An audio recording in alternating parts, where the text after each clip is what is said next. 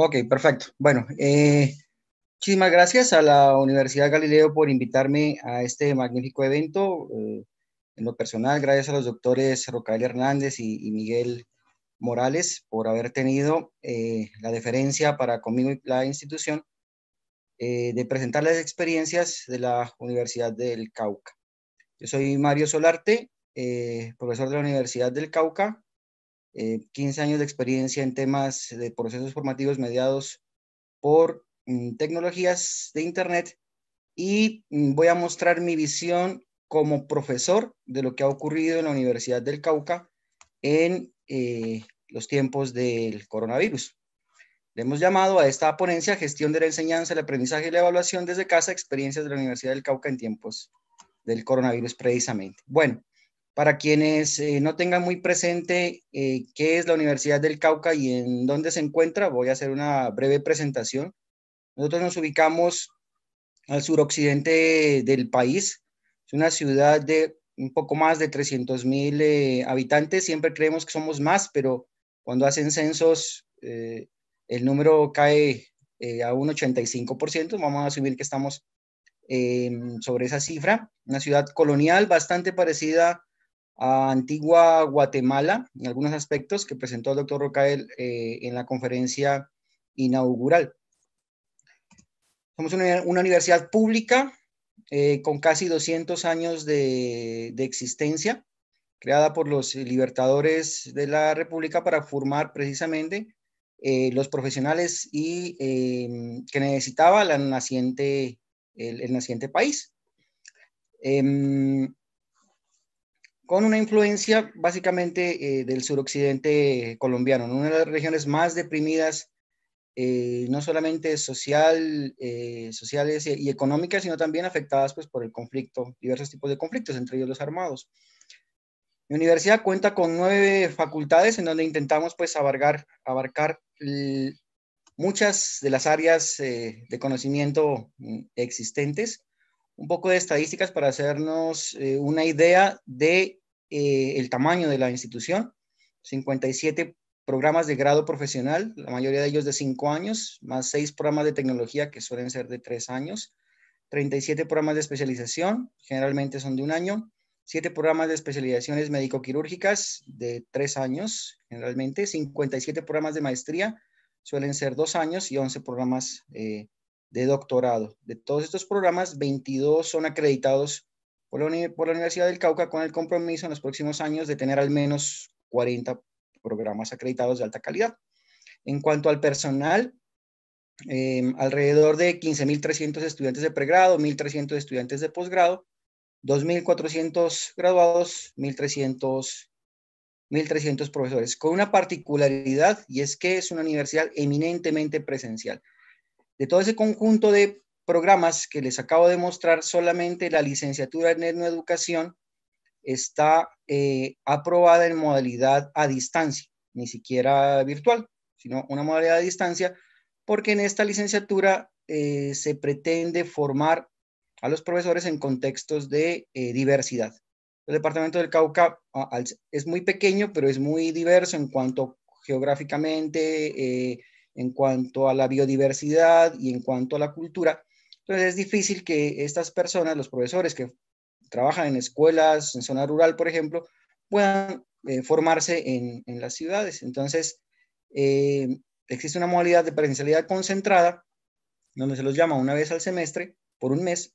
Ahí se concentran las clases y después viene una formación a distancia, pero no precisamente soportada en tecnologías o en tecnologías informáticas o telemáticas como nosotros conocemos, ¿no? Sino una educación a distancia más tradicional. Entonces, en ese escenario, pues es donde nos enfrentamos a la pandemia. Esta es la vinculación docente del periodo segundo de 2019. Tenemos 534 profesores de planta, 446 profesores ocasionales, pueden ser de tiempo completo o de medio tiempo, y 336 que se denominan de cátedra, o sea, son contratados por horas para un número determinado de cursos generalmente bajo, ¿no? Uno o dos. Entonces, antes de la pandemia, pues la situación es normal, ¿verdad? Clases eminentemente presenciales. El 24 de marzo empezó en el país el aislamiento preventivo obligatorio de facto en toda la nación, pero los mandatarios locales tenían la posibilidad de decretar ese aislamiento desde antes. Entonces, en realidad, en algunas ciudades el aislamiento comenzó días antes a esa fecha. De hecho, en la Universidad del Cauca, desde el 11 de marzo ya existía una resolución rectoral en la cual se restringía el desarrollo de eventos fuera de las de clase que convocaran a un número pues importante de personas, ¿no? Entonces, incluso antes del confinamiento ya estaba la universidad, digamos que preparándose, al menos para evitar los contagios. En el país, ¿verdad? El confinamiento empezó el 24 de marzo, cuando, bueno, según ese dato, había un fallecido. Pues, bueno, fue un fallecido ese día y ya habían otras 4 personas fallecidas en días anteriores. Pero si nos damos cuenta, pues este ha sido el comportamiento oficial de la pandemia en el país, aunque está bajando el número de infectados y de fallecidos, pues todavía estamos en unas condiciones muy diferentes a las cuales empezó el confinamiento preventivo en la nación. Esta imagen es sacada pocos días después del inicio de la pandemia, pero digamos que hay trampa, ¿verdad? Porque esta, esta imagen es tomada de un curso ya en remoto de la especialización en TICS para innovación educativa, ¿no? Entonces, aunque era una especialización presencial, pues la pandemia obligó a continuar de manera remota, ¿no? Con educación y aprendizaje desde casa. Pero bueno, no tiene mucha gracia, ¿verdad? Porque pues la propia maestra era la que se encargaba de enseñar sobre ese tipo de estrategia. Entonces simplemente aquí fue pasar a la práctica, pues, los contenidos del curso. Pero si ya nos vamos a esa masa de profesores, esos 1.300 profesores, pues yo encontré esto en una encuesta que hice el mes de abril. Y es que si vamos al marco europeo de competencias digitales del profesorado, en donde las habilidades docentes se califican básicamente de la misma manera que el manejo de los idiomas, y desde un A1 hasta un C2, encontré que, al menos hablando del área de recursos digitales, más del 80% de los profesores, es decir, no superan el nivel de B1, diciendo que casi el 50% de los docentes están en un nivel A1 y A2 del nivel de competencias.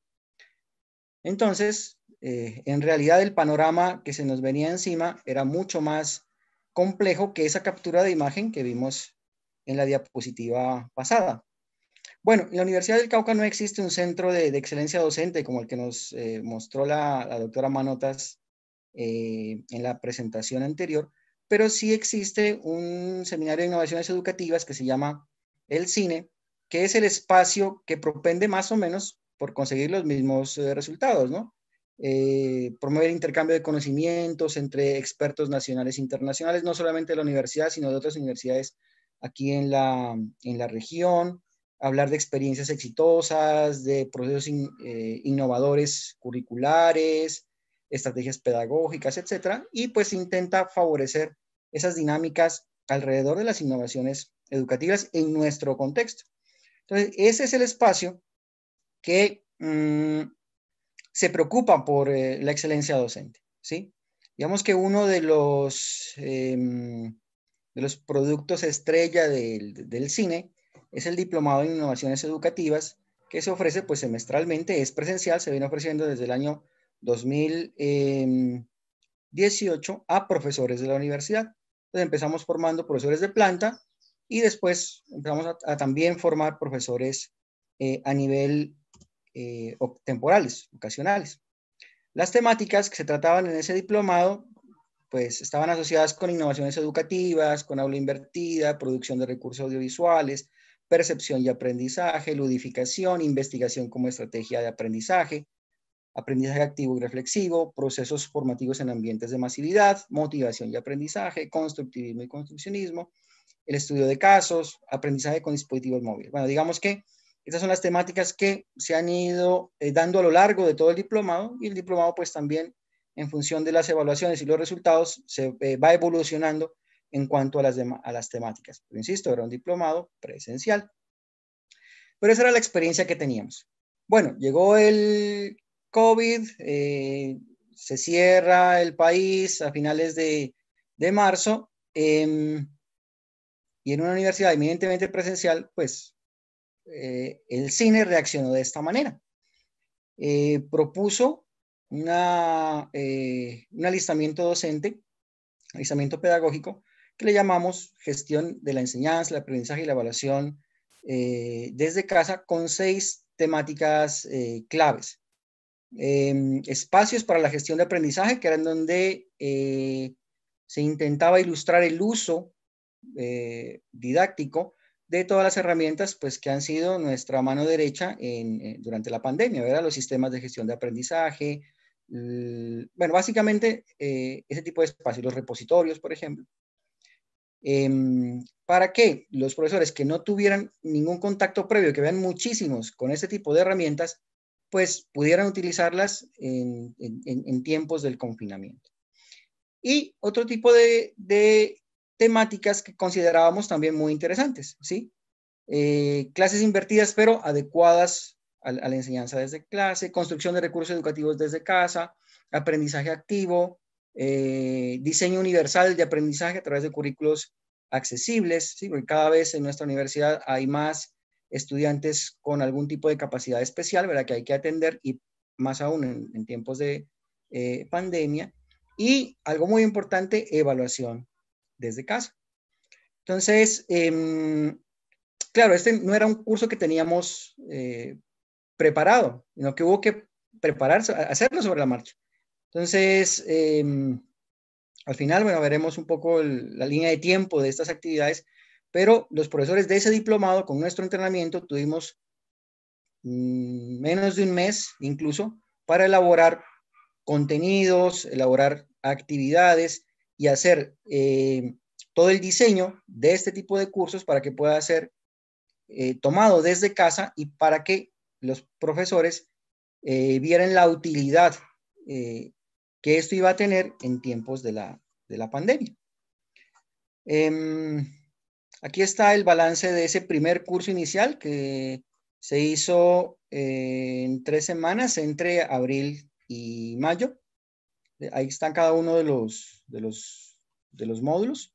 ¿Sí? Tuvimos entre 464 docentes que aprobaron el curso, ¿sí? Hasta 696. En realidad las personas que tomaron los cursos fueron más. Se abrieron 900 cupos en cada uno de los 6 cursos. Pero aquí solamente figuran los que cumplieron los requisitos de certificación. Y eso, como todo curso en línea, pues tenían que hacer actividades de aprendizaje que nosotros como profesores revisábamos y evaluábamos, y si cumplían un mínimo, pues tenían el derecho a recibir el certificado. Esta experiencia se volvió a repetir en el mes de agosto con 150 profesores más inscritos. No tengo la estadística, me perdonarán, de cuántos docentes fueron certificados en las temáticas. Bueno, además de eso, también se definió la creación de un portal de apoyo precisamente a los profesores. ¿Sí? Entonces, la idea es que en este portal, por ejemplo, se colgaron los contenidos que habíamos hecho en la capacitación anterior, de tal manera que los recursos educativos pudieran ser consultados por cualquier profesor de la universidad, incluso están en internet, pueden ser consultados por cualquier persona. Y además también les pedíamos a los profesores que nos cuenten sus experiencias, ¿sí? Con la finalidad de crear un repositorio de experiencias y un repositorio de contenidos, ¿verdad? Que facilitara la labor docente en la época de la pandemia. Paralelo a esto, se hizo una gestión con EDX, en donde conseguimos 5.000 becas, por así decirlo, para lograr certificación gratuita en un listado de 800 cursos que EDX nos ofreció. La idea era que por lo menos profesores y estudiantes y algunos administrativos pudieran hacer al menos un curso, ¿verdad? Al menos un curso de estos de EDX, y después ya, bueno, no uno o dos, porque nos sobraban los cupos, y al final, la última semana dijimos, el que quiera 10 cupos, pues los puede pedirlos, ¿no? Es decir, con el compromiso de que se certifique. Entonces, de esta manera, pues también apoyamos el desarrollo de cursos en EDX y la obtención de una certificación gratuita. Bueno, ya los mencioné, todos los contenidos que se crearon para ese curso específico están disponibles en Internet. Aquí está el portal de las experiencias. La idea es que los profesores, después de un proceso de evaluación de la calidad de sus contenidos y actividades, obviamente, coloquen ahí y se organicen en función, pues, de las facultades y de los programas que existen en la universidad. ¿Sí? Lo que hemos encontrado es que si bien hay recursos de los estudiantes, es decir, de los profesores que han elaborado durante este tiempo, hemos detectado también una tendencia de que los materiales que se están colocando ahí son una producción colaborativa entre profesores y estudiantes, ¿sí? O sea, una estrategia muy válida en educación de emergencia, en educación remota, pues ya no es decirle al estudiante, hágame un trabajo de consulta bibliográfica o hágame una exposición oral, sino pues le pedimos la construcción de un recurso educativo, ¿verdad? Que puede ser un video, que puede ser un mapa mental, puede ser una infografía, puede ser una página web interactiva, etcétera. ¿Sí? De esa manera, pues el aprendizaje es más auténtico, ¿verdad? Eliminamos mucho el copy-pegue de otros trabajos, desarrollamos habilidades de elaboración de este tipo de contenidos, y si los materiales son buenos, pues van a quedar de referencia para todos aquellos profesores y estudiantes que tengan la capacidad de acceder a ellos, ¿no? De hecho, lo que estamos viendo aquí a la izquierda es uno de esos ejemplos realizado por estudiantes, corregido por su profesor. Bueno, también nosotros tenemos una instancia de OpenEDX en la Universidad del Cauca que se llama Selene, y ahí hemos también replicado estos contenidos y estas actividades en Selene. Entonces, la persona que ya tenga cuenta en esta plataforma puede acceder, ¿verdad? Sin ningún tipo de restricción a estos contenidos. Esta experiencia ha sido reconocida por el Ministerio de Educación, una iniciativa que se llama Colab, ¿sí? En donde ilustra pues todas estas experiencias que han tenido las diversas universidades para afrontar los retos que la pandemia nos ha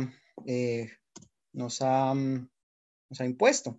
Y de hecho, una ponencia similar a esta ha sido aceptada en el segundo Foro Internacional sobre Aseguramiento de la Calidad en Educación Superior, organizado por el Ministerio de Educación Nacional y ASCUN. Entonces, en la convocatoria de buenas prácticas, la Universidad del Cauca presentará la ponencia Cine, espacio para la gestión de innovaciones educativas en el contexto de la educación superior. Bueno, un poco reflexionando sobre qué ha pasado en la universidad en tiempos de la pandemia, definitivamente, uno de los hallazgos que hemos visto es que la combinación LMS más herramienta de videoconferencia es la solución fácil, ¿verdad? Desde el punto de vista tecnológico. Pero obviamente, como ya lo han dicho varios conferencistas, pues no es simplemente que el profesor dé una videoconferencia de 1 hora, de 2 horas y ya. Sí, obviamente ese es un recurso, es valiosa la explicación del profesor si no tiene un contenido educativo sobre las temáticas que quiere presentar, y es valiosa también ese momento de sincronía para interactuar con sus estudiantes, pero definitivamente pues hay que ir más allá, ¿no? Más allá de eso, y los LMS, como su nombre lo indican, son unas herramientas poderosas para gestionar el proceso, ¿no? Entonces no solamente sirven como repositorio de recursos educativos, sino también para gestionar las actividades de aprendizaje que deben desarrollar los estudiantes, ¿sí? Ahora, la Universidad del Cauca, pues digamos que ha dado libertad en qué herramientas escoge, y es por eso que algunos profesores también utilizan el Moodle institucional, ¿sí? Sobre todo aquellos profesores que ya teníamos en el Moodle institucional una versión de apoyo al curso presencial, ¿sí? Entonces, si ya existía el curso, la versión de apoyo al curso presencial, pues teníamos ganado algo respecto a la experiencia del curso remoto, ¿sí? Y otros de nosotros también teníamos nuestros cursos en Selene, en OpenEDX, ¿sí? De hecho, los cursos que teníamos en nuestro OpenEDX sí eran cursos en modalidad virtual. Entonces, esos cursos siguieron común y corriente, ¿verdad? Pero sí los estudiantes piden la videoconferencia síncrona. Entonces, a pesar de que el curso ya tenga todos los contenidos desarrollados, todas las actividades de aprendizaje, de que pueda desarrollarse de una manera totalmente autónoma en las encuestas que presentamos, hemos hallado que los estudiantes piden, ¿sí? Esa videoconferencia en línea para poder tener ese contacto directo con el profesor. Es decir, si bien hay algunos estudiantes que prefieren utilizar un servicio de un foro o de un chat para comunicarse privadamente o no con su profesor o con sus tutores, hay otros que prefieren hacerlo directamente en las videoconferencias. Bueno, y yo estoy mencionando, y lo aclaré desde el comienzo, lo que estábamos haciendo como profesor, ¿sí? Sinceramente, ¿verdad? Sinceramente, como la universidad ha estado cerrada y va a estar cerrada hasta el 15 de diciembre, por lo menos, es difícil de saber qué está haciendo la universidad en aspectos que no nos han sido comunicados, ¿sí? Sé, por ejemplo, que están en temas de adecuaciones físicas de los salones de clase, por lo menos dotando de una buena conectividad. Pero esto no es fácil de hacer en todo el campus porque hay algunos campus los que están sobre todo en el centro de la ciudad que son patrimonio histórico. Entonces es muy difícil intervenirlos, ¿sí? Por ejemplo, para crear redes de cableado estructurado o cosas por el estilo. Entonces, digamos que el alistamiento que ha hecho la universidad para enfrentar la pandemia está en primer lugar asociada al mejoramiento de la práctica docente de nosotros, los profesores, ¿sí? Y que igual pues está intentando también abordar otras temáticas, pero que son bastante difíciles. El alistamiento tecnológico va a ser difícil y ya lo voy a mencionar también porque, bueno, otras iniciativas que existen en la universidad asociadas o no al tema pandemia es con el manejo de MOOCs, ¿no? Entonces se ha creado un proyecto que se llama MOOC Unicauca, en el cual se pretende crear material tipo MOOC de aquellas temáticas que son transversales en la universidad. Entonces hay muchas temáticas que son transversales y que pueden ser significativamente impactadas a través de la estrategia MOOC.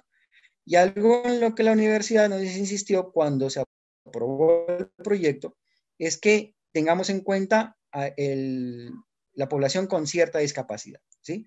Entonces se está haciendo también una fuerte investigación y desarrollo para mirar cómo poder atender a este tipo de población con el desarrollo de estos contenidos. Ahí, de hecho, les he colocado en la diapositiva una imagen que estamos trabajando con una estudiante que es sorda profunda, así se hace llamar ella, quien nos colabora con el tema de la interpretación en el lenguaje de señas colombiana de los contenidos. Un trabajo muy complejo, muy bonito, ¿verdad? Pero que pues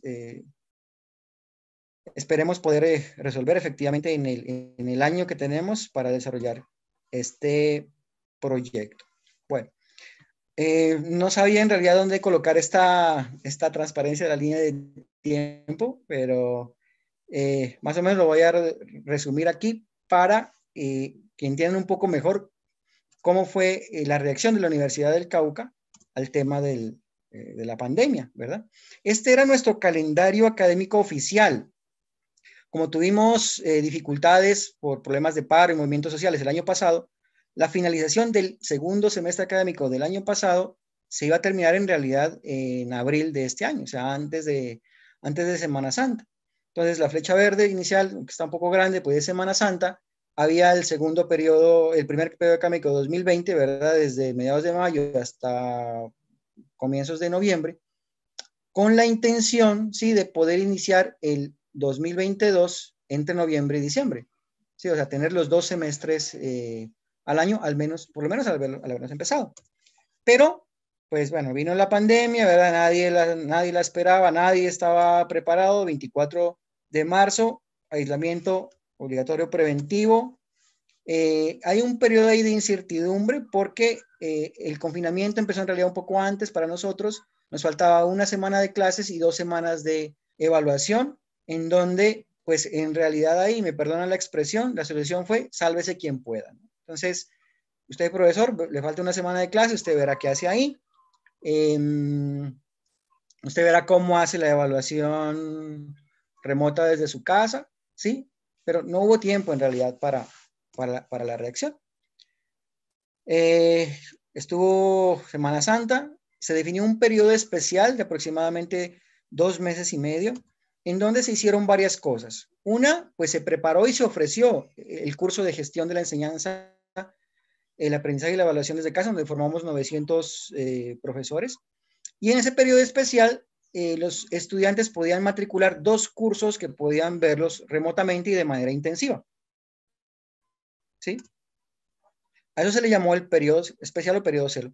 A la par, también se ofreció el diplomado en innovaciones educativas, ¿sí? Se abrió el portal del cine y se ofrecieron las becas de los cursos EDX, obviamente, pues todo esto en remoto.